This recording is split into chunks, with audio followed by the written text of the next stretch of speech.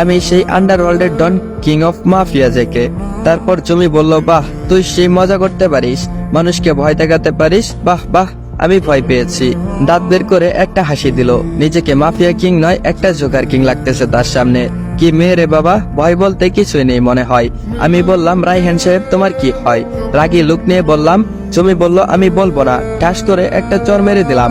রাগে আমার শরীরটা 160 ডিগ্রির মতো গরম হয়ে আছে, তাই একটা চর মেরে দিলাম। আমি মন খারাপ করে বসে আছি, একে তো মাথায় রাগ হয়ে আছে, আর এইদিকে জমির কান্না। আমি বললাম, জমি কান্না বন্ধ করবে নাকি আরেকটা দেব?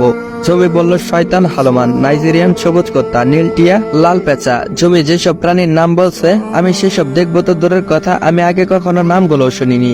কান্নার আওয়াজ বেড়ে গেল, তাই আর না পেরে গেলাম জমির অনেক কাছে। এতটা কাছে গেলাম যে জমির শ্বাস প্রশ্বাস আমার নাকের কাছে এসে পড়ছে।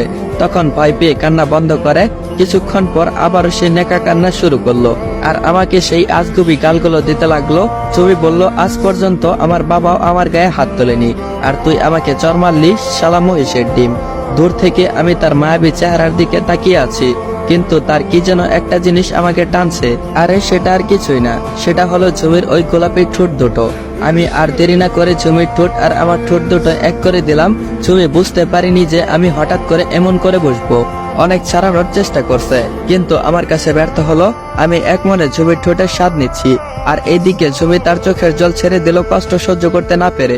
প্রায় 8 মিনিট পর তাকে ছাড়লাম, আর এইদিকে শুরু হলো জমির সেই আজগবি বকাশকা। দুজনেই হাঁপিয়ে গিয়েছি, অথচ ওর বকাবকি যেন বন্ধই হচ্ছে না।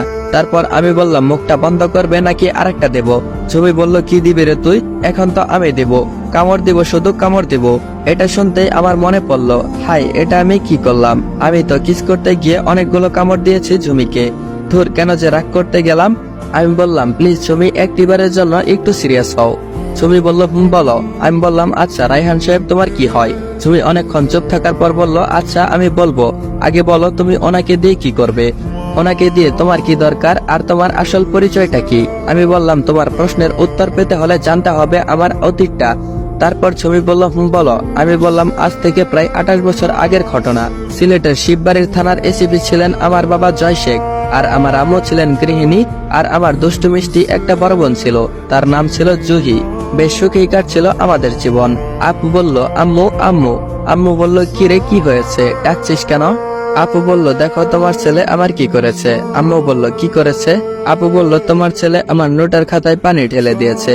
আমি বললাম, না আম্মু, আমি কিছুই করি নাই। আমি তো আপুর খাতাটাকে একটু পানি খাওয়াচ্ছিলাম, বেচারা খাতা শুকিয়ে গেছে, একদম পিপাসায়। আমি এটা বলে একটা হাসি দিলাম। আম্মু বলল, এটা তুই একদমই ঠিক করিস নাই। আমি বললাম, তাই নাকি আম্মু? তারপর আপু বলল, দাঁড়া, তোকে দেখাচ্ছি মজা, বলে আমাকে সেই দৌড়ানি দিল। আর তখন আমার বয়স ছিল মাত্র 6 বছর, আর আপু আমার থেকে 2 বছরের বড়। এভাবেই কেটে গেল আরো 8টি বছর। আমার বয়স তখন 13। আমি এখনো সেই আগের মতো ছোটখাটো দুষ্টামি করি। আমি বললাম, ছাড় বলছি আপু, লাগছে আমার। আপু বলল, আগে বল আমার নোট কেন নষ্ট করলি? আমি বললাম, ইচ্ছা করে করি নাই। আপু দিল আরো জোরে টান। তারপর আমি বললাম, ও মা গো, ছাড় আপু, ভালো হবে না কিন্তু বলছি। আপু বলল, না, আজ তোকে ছাড়বো না। আমি দিলাম আপুর হাতে একটা জোরে কামড়। আপু আও বলে চিৎকার দিয়ে উঠলো, আমাকে ছেড়ে দিল, আর আমি দৌড়ে চলে গেলাম বাইরে। এদিকে আপুর হাতটা যে অনেকটা কেটে গেছে আমি বুঝতেও পারিনি, আর তখন তো বোঝার বয়স ছিল না। আমি বাইরে অপেক্ষা করতে লাগলাম আপু স্কুলে যাওয়ার। আপু স্কুলে চলে গেলে তারপর আমি বাড়িতে যাব, তার আগে যাব না। 1 ঘন্টা পর চুপি চুপি বাড়িতে গেলাম। বাড়িতে ফিরতেই ঠাস ঠাস করে 2টা থাপ্পড় মারলো।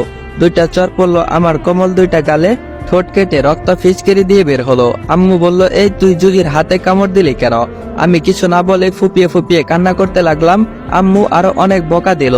পরে আমি রাগ করে ঘর থেকে বেরিয়ে পড়লাম।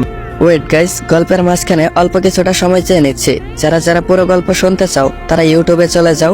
ইউটিউবে 15-20 মিনিট প্লাস ভিডিও দেওয়া হয়। যারা যারা শুনতে চাও তারা ইউটিউবে চলে যাও। ইউটিউবের লিংক আমার টিকটক আইডির বায়োতে দেওয়া আছে। আর তারপরেও যদি খুঁজে পেতে অসুবিধা হয় তাহলে ইউটিউবে গিয়ে আমার টিকটকে যে নাম দেওয়া আছে এই নাম দিয়ে সার্চ করলে আমার ইউটিউব চ্যানেল চলে আসবে। তো চলো সবাই ইউটিউব চ্যানেলে চলে যাও আর গল্পটা এনজয় করো। আর হ্যাঁ, ইউটিউব চ্যানেলটা সাবস্ক্রাইব করে পাশেই থেকো। তো আর বেশি কথা না বলে গল্পে ফেরা যাক। বুঝতে পারছি না কি করব, কোথায় যাব। সারাদিন স্কুলের মাঠে কাটিয়ে দিয়েছি। যখন বিকাল হলো ভাবলাম এখন তো আম্মু দুপুরে লাঞ্চ করতে আসবে। আমি এখন আম্মুর কাছে আম্মুর নামে নালিশ করব।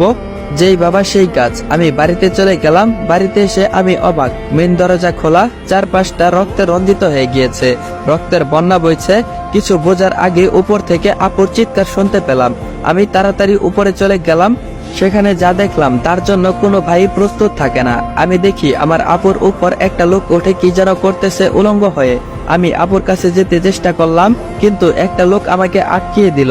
তার সাথে শক্তিতে পারলাম না আমি। লোকটি বলল, বস, এই হলো এসিপির ছেলে। এসিপির ছেলেকে পেয়েছি, এখন এটাকে কি করব? মেরে ফেলবো নাকি? দ্বিতীয় লোকটা বলল, মারিস না, দাঁড়া, ওকে শক্ত করে ধরে রাখ, বাকি প্ল্যানটা ওকে দিয়ে শেষ করব। আর হ্যাঁ, ওকে শক্ত করে ধরে রাখ যেন ও পালাতে না পারে। ওর সামনে আমি ওর বোনকে চুষে খাবো। তখন বুঝতে পারিনি লোকটি আমার বোনের সাথে কি করছে, কিন্তু আজ বুঝতে পারছি। তাই আমার হাত থেকে কখনো কোনো ধর্ষণকারী রেহাই পায় না। কিছুক্ষণ পরই ওই ব্যক্তি পাউডারের মতো কি যেন একটা আমাকে জোর করে খাইয়ে দিল। আমি প্রথম ভাই যে তার সামনে তার বোনকে একের পর এক লোক ধর্ষণ করেছে। কিছু করতে পারিনি আমি। ওই ওষুধটা খাওয়ার পর আমার মাথাটা কেমন যেন ঘুরতে শুরু করলো, আর আস্তে আস্তে আমার চোখ বন্ধ হয়ে গেল। সেই দিন আমার চোখের সামনে আমার কলিজাটা ছটফট করতে করতে এই নিষ্ঠুর দুনিয়া থেকে বিদায় নিল। যখন আমার হুঁশ ফিরল, তখন নিজেকে কিছুর ওপর আবিষ্কার করলাম, আর সেটা হলো আমার কলিজার টুকরা আপুর উলঙ্গ দেহ। পাশে তাকিয়ে দেখি আমার শার্টটা রক্তে রঞ্জিত হয়ে গিয়েছে। আমার হাতে একটা ধারালো ছুরি। আপুর মুখের দিকে তাকাতেই আমি যেন ভয় পেয়ে গেলাম। আপুর ঘাড় একখানে আর শরীর একখানে। ভয়ে চিৎকার দিয়ে উঠলাম। তখন আব্বুর মতো পোশাক পরা কয়েকটা লোক আসলো, আর আমাকে দেখে তখন আমাকে ধরলো এবং সারা ঘরে কি যেন খুঁজলো। তারা আমাকে নিয়ে যাচ্ছে, আর সাথে আপুর কাটা দেহটা। আম্মুকে দেখেও আমি কান্না করে দিলাম। কি করব বুঝতেছি না। আজ আব্বু কেন এখনো আসতেছে না।